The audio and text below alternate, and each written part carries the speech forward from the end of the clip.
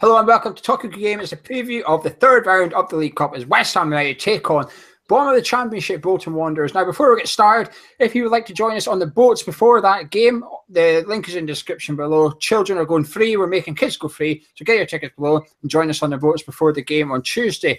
As always, let's kick this off. Charlie, what do you think about our opponents, Bolton Wanderers?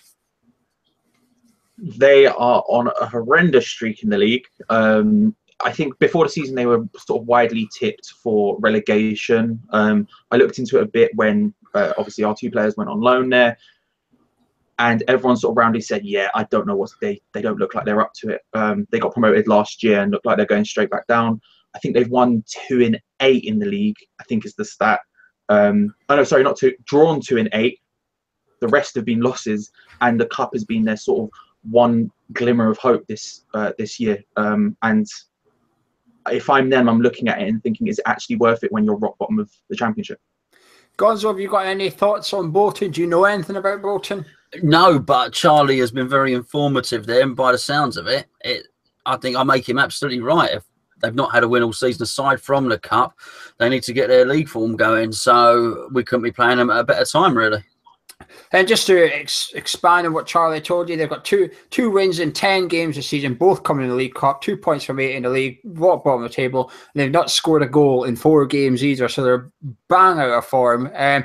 But it's the Cup, anything can happen. They've obviously done it in the last 2 rounds as well, including beating Sheffield Wednesday. So they've done okay in the Cups. However, they're in the Championship.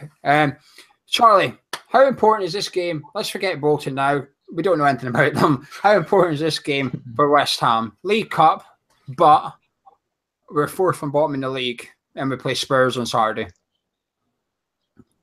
I think it's important if we are to rotate our squad a little bit, which is something I think we should do. I mean, if there's one game we can take a few risks with player selections, let's be honest, it's against Bolton, for those players to get confidence and to get going, because the worst thing you can do is continue to be in a rut and then just be shoved into a game, say against Spurs or something like that. Could be. So I think it's actually really important to continue the trend of sort of boring but consistent defensive performances, but also to get those players playing, to give them confidence, and hopefully to give the squad confidence going forward into what is a huge match of the weekend. Well, Gonzo, before we play our cup final on Saturday, we've also got the cup game. How important is it to you? Well, the cup game's hugely important because we all want to win a cup. It's the most realistic thing we will win. And, well, we've already done, we've already got to this stage. So we're already sort of 1 round in, so to speak. So it's very, very important. I think because it's Tuesday and not Wednesday, I think that allows us to not have to tinker with everybody. It don't have to be a complete switch for the 11, so we can bring some other guys in who probably deserve a start and still retain 5 or 6 of the first team, and they won't be too knackered for Tottenham. Gonzo, the formation. If you were Bilic, are you picking formation first, or are you picking sort of the players, like say 7 of the players, and then picking a formation around the players, so then you get the right players on the pitch? Or does that make sense? Is that question making sense? No, it does make sense. I think if it was any other team, you probably would do that, pick your formation and then fit them in there, particularly as we can see 10 goals. Then he switches formation and we can see no goals. So I think you'd probably do that. But this is Bolton. If he doesn't play 2 strikers at home against Bolton, who can't score by your statistics, then we really do have a problem with a manager with a lack of ambition there, I would have to say. So I would go, whatever he does, I would go with 2 up front. And not 1 over there and 1 in the middle. I mean 2 in the middle. And I'm pretty sure that with a fantastic squad, he can do that and then still fit players in like Ayew and Alcevic and Byram, who probably deserve a game. Well, let's talk about those players then. Charlie, Lanzini, no ball. The team news, if you like, is James Collins is a no-no. It looks like he could be out for a couple of months. Hernandez is still a no-no. Noble and Lanzini have been sort of hinted they could be back for Spurs. So if they're back for Spurs, do you think they should, by right, be getting game time on Tuesday to see if they're fit enough for Spurs, or do you leave them well alone and keep them for Saturday? Personally, I'd leave Lanzini well alone. I think that I have confidence that he'll come in and hit the ground running. He always seems to. I have full confidence in that. If he is still carrying any sort of injury, I wouldn't risk him against Bolton. I just don't see the point. Noble, I probably would give him some game time. I also think, in a worst case scenario, if there's one guy who's going to give it his all, despite the opposition not being as high a standard as, say, the one at the weekend, it's going to be Mark Noble, who'll run around like a headless chicken doing whatever. So I would risk him, but I wouldn't risk Lanzini personally. Our record signing, Gonzo, Marko Arnautovic came on at the weekend. Same with Lanzini Noble, really. Do you put him in against Bolton and hope that's not a rough and ready game where he gets kicked to death, if you like? Because arguably he needs minutes as well because he missed 3 games. Yeah, I totally agree, but I do think there's a difference between Arnautovic and Lanzini, and if it's a rough and ready game, one of them's 6'3", built like a brick shithouse, and the other one's a skinny little lad. So, yeah, I think you can perhaps wrap Lanzini in cotton wool. Arnautovic, quite if I was that size, no one would be bothering me, I tell you. So I just expect him to play. And another reason, let's get some form. Let's give him something. Let's get him an assist or get him a goal. Build his confidence up. So stick him on the wing. Stick 2 strikers there who we can hopefully find. And yeah, definitely be putting him in there because it's a long enough time to recover between Tuesday and Saturday. Is there any other players you put in there for the confidence, Gonzo? You spoke about the confidence. I think that's a key thing, actually, for Tuesday night. So I think that's a key thing. One, sort of players that haven't been playing in the league, and 2, sort of players that need a little bit of a lift me up, if you like. Yeah, I do. And it's regardless of who else you put in there from the periphery, Javier Hernandez has to start and he has to play as a striker and he needs to get some goals. I do not want to see Diafra Sakho and Ayew playing as a front 2 or something like that, because I'm pretty sure that when he signed on the dotted line, Hernandez, he was told he would either be up front and leading the line and be the #1 striker, or he'd be Andy Carroll's partner.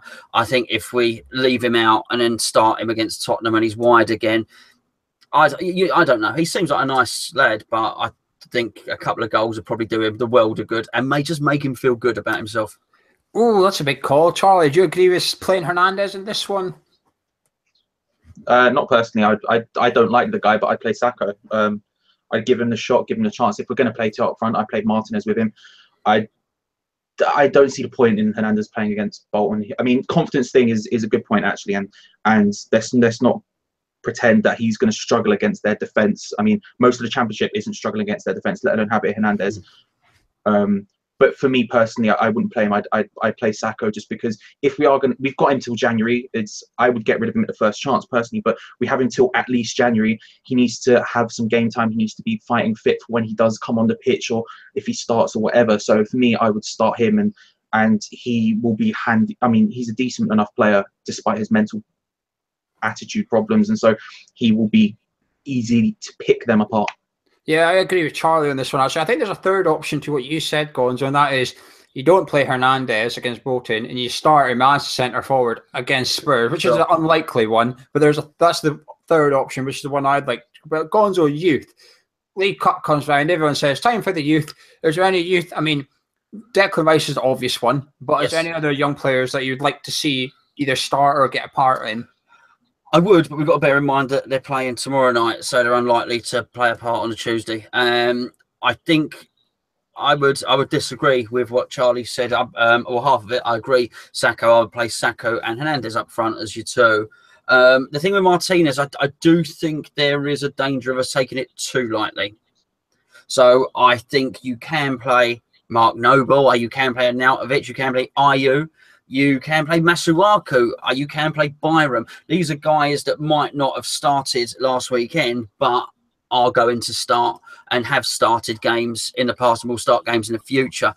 I think if you start throwing too many teenagers in there, then Bolton might fancy it because people like Ayew and Arnautovic are a level above what we have in the under-23s. If I was going to do anything, no, I would have had Rice in there, as you say, and if Holland wasn't going to play, I probably would have had Nathan Holland on the bench to come on as well. I wouldn't do Martinez though, but we do need to actually beat them and get through to the next round. So I would rest Andy Carroll. The only thing I'd counter that with, I know you said Bolton would fancy it. I would like to think our 18-year-olds, for a word of calling them the youth, I think our 18-year-olds would fancy it as well, to be honest. I think they'd probably be more motivated than Andre Ayew and Diafra Sakho against Bolton. I think they might see that as sort of like an insult, like you're starting in the cup and we're resting Zabal. We're resting like 6-7 players, but we're not resting you. You're starting tonight. They might see that as a bit, well, right, okay, cheers, boss. Thanks for that. Charlie, we've mentioned Rice, Holland, Martinez. Another 2 players. We've got Saeed, whatever his second name is, and Keena. Would you fancy seeing them in there? In some form, yeah. Keena especially, I have great admiration for every time I've seen him play in preseason, and everything I've read about him. He's the real deal, and so I want to see him get as much game time as possible. And I think just to sort of reiterate what you said, every preseason we always go, oh, that youth player looks really up for it, because they have a point to prove and they have a place to earn in the squad. And so if there's one game we want to give them the chance to earn a place in the squad, for even if it's just squad depth or whatever, it's a game against Bolton. So personally, I would see more rather than less of the youth players who are next in line for first team positions play. But I personally, I only say Martinez just because if we're going to play at 2 up top, I would play 1 up top, so I wouldn't even start him, to be honest. But that's just a sort of general point. And before I ask these 2 if they're confident in what's acceptable, make sure you give us the lineup you would like to see down below. While we're all expecting Adrian to come in, Byron right back, Masuaku left back, we are short of centre defenders and centre midfielders. When I was looking at what I would put out, I was struggling really, because you take out Cech and Obiang, you've only got Martin Noble and Declan Rice, and Noble's half fit. And then you take out your centre backs, Reid and Font, you've only got Ogbonna, you've got no other centre back. We're quite short of options actually for rotating it. Well, we are quite depth in the attacking positions with the kids, and likes Vayu and Artovic, Sakho. So let us know your thoughts below what lineup you would like to see Bilic do. But Gonzo, what's acceptable on Tuesday night? Oh, a win is acceptable. Nothing else is acceptable apart from a win. Charlie? Yeah, I mean, we have to get a win against the team who are bottom of the championship. We could put out an entire team of youth players, and I'd still be saying the same. We have to go further in the cup. We have to beat them. I want to see a reassuring win. I don't want. I mean, Cheltenham. If it was a bigger club, you'd call that professional performance or whatever. We get the job done. But I think we need to take it up that a little bit. I think we need to start with quite high intensity actually, because the crowd that are there is going to be a low crowd.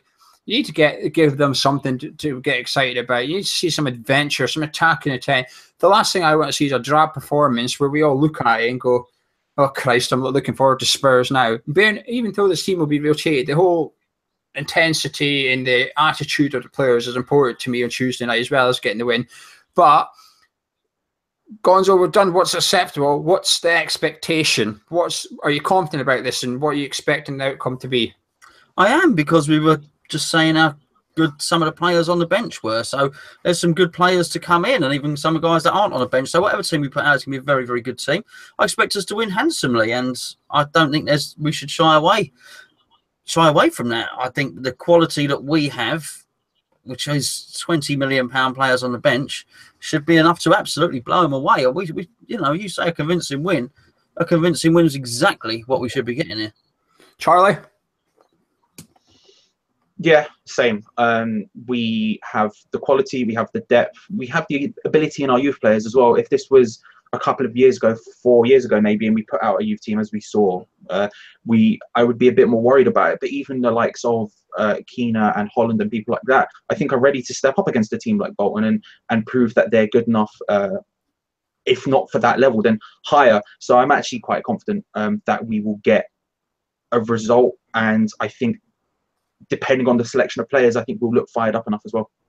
Yeah, there's a little bit of me nervous. This kind of games always make me nervous, because I think if we somehow went out, it would be the worst thing possible for Bilic and the team going into Saturday. But going by what we've got on paper, like Gonzo said, we could essentially be starting a £20 million player and a £25 million player in each wing. I mean, it's ridiculous, really, that we could be doing that. But I think we have to take this extremely serious. As long as we're in the cup, the dream's alive. We've the last couple of seasons, I've been cursing about the lack of luck we've had in the draw. We've got Man City, Man U, Leicester went on to win the league that year. We've got them in the cup. That's the 3 teams that puts out the cup.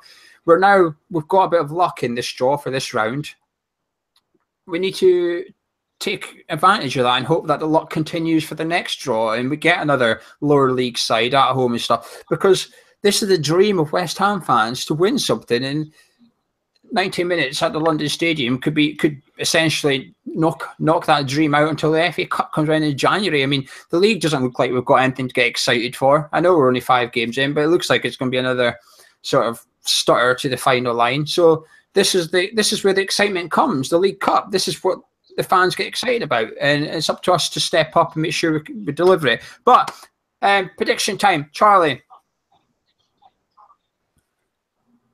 3-0 West Ham. I think we're going to roll up. I think we're going to roll them over. Hopefully 3-0. Gonzo. Yeah, I'll have some of that. I'll have a 3-0.